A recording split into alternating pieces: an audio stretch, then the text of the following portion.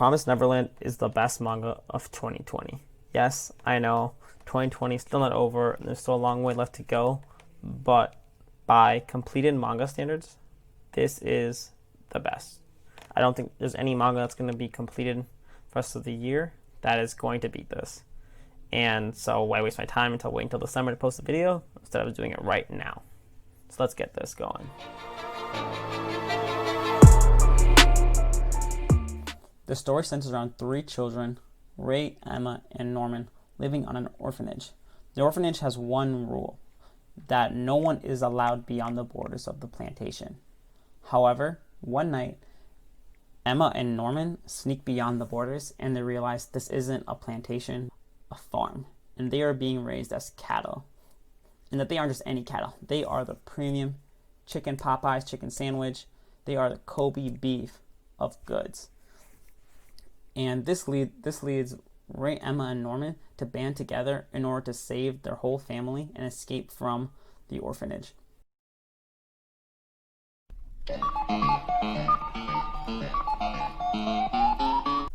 There's not much to say about the art, the designs, the backgrounds, the characters. They're all designed very well.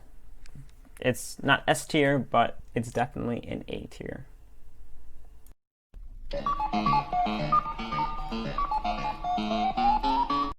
Morals. They're the guiding compass for a lot of us. They help us decide what's right and what's wrong. A lot of times manga doesn't care about this. In your staple isekai, you have some male enslaving woman because slavery is okay if they like it, right?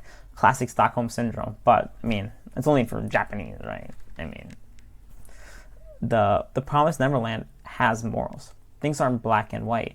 Demons aren't all evil, just like humans aren't all good. The major theme that demons need to eat humans reflect in reality when it comes to humans eating animals.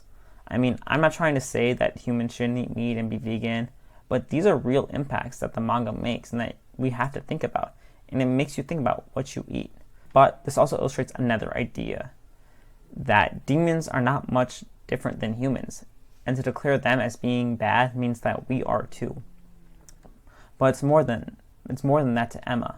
Emma's on a mission to just save her family, but she wants to do that without having to destroy demon families as well, because it was demons that saved them from being eaten, not humans. There's a lot to dissect in The Promised Neverland that leaves you thinking long after you've finished reading the manga, and that's what I like the most about it. It makes me think. Yes, sometimes it's nice to get up and use your brain for once instead of masturbating to your favorite Taylor Swift song. If you like high quality manga, then this is it. It's a must read. Otherwise, don't waste your time.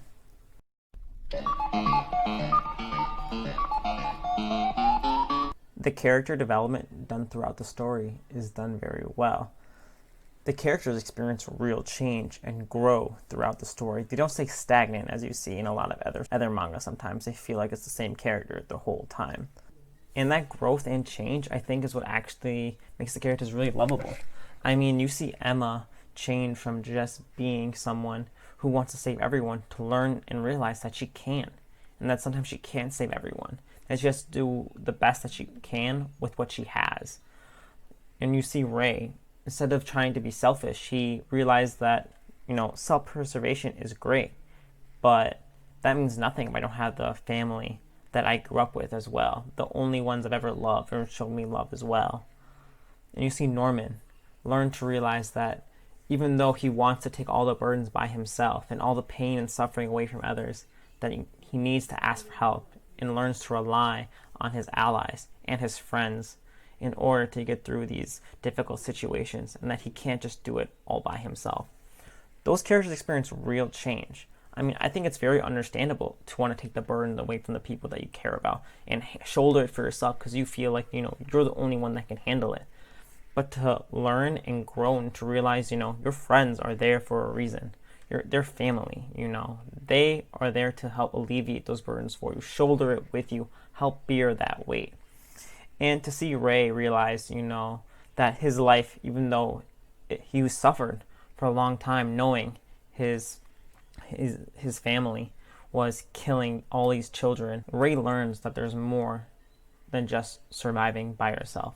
That you need others, and that he not just needs others for himself, but for everyone else and for Emma. He wants to make a happy life for Emma and his family, because he knows that in turn it will bring him joy as well. And I think Emma has it the most difficult. I mean, she wants to create a world where people can coexist, humans and demons can coexist with one another without feeling threatened or without having to live in a world of oppression. And she does the best that she can with what she has. I mean, she relies on her allies. She even tries to sacrifice herself in order for the betterment of the group.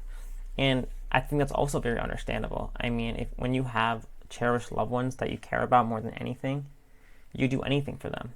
And those sacrifices seem insignificant and small when you look at it from the whole. And that's what I like the most about this. The manga is short. It's only about 181 chapters. But in that short time span, you really grow to love the main characters that you get to spend time with. And that's where The Promised Neverland really succeeds, in the characters, the character development. A lot of times, characters don't grow. I mean, when you watch Naruto, there isn't a lot of growth from Naruto. Same thing with Luffy in One Piece. I mean, there isn't a huge amount of character growth for these people. But you see huge growth in Emma. In the beginning, she wants to save everyone's lives, but she realizes that she can't. And then as she continues pushing forward, she realizes the world that she initially wanted isn't what she actually wanted in the end. And that she wants coexistence, not just a place where humans can live safely, but a place where humans and demons can live safely. And that kind of understanding and growth, I think, is one of the best parts. That's why I like Emma so much. There's a lot more to dissect here, but I think that would just take away some of the value of actually just reading it. I think there's certain value of just reading the manga that you can only get from reading it instead of having me just explain it for you. And that's why I think this manga is the best of 2020.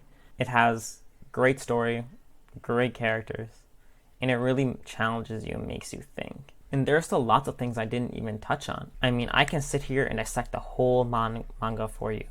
But at the end of the day, I'm making this video because I want you to read it and make those decisions for yourself and just tell me what your thoughts really are. If you enjoyed the video, please consider hitting a like and subscribing. It really helps out the channel.